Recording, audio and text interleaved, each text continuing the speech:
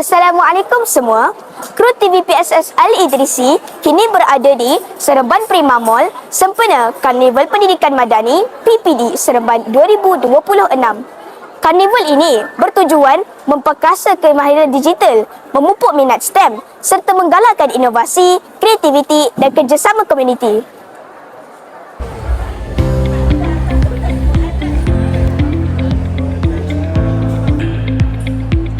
Melebarkan kebaikan.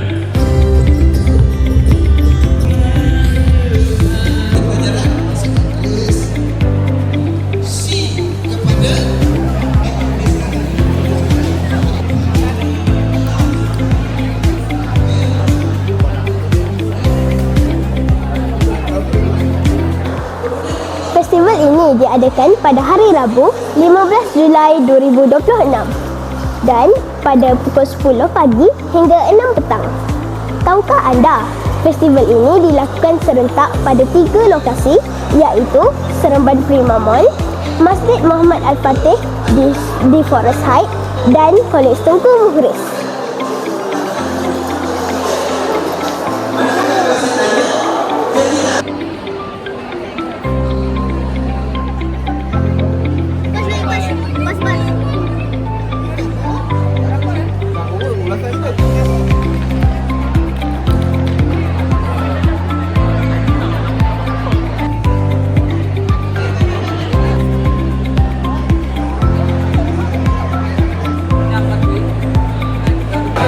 Program ini dianjurkan oleh Pejabat Pendidikan Daerah Seremban Negeri Sembilan dengan kerjasama pelbagai agensi dan institusi.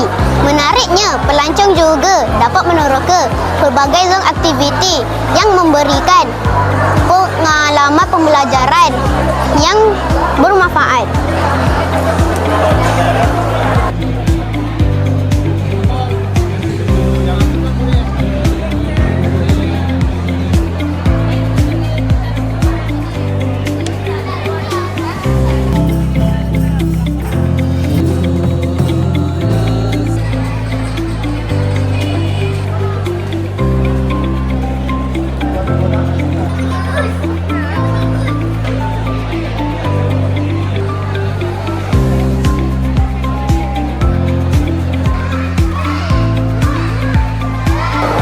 Bersama saya pada hari ini, Puan Kamalia binti Abdul Hamid, Timbalan PPD, Sektor Pembelajaran.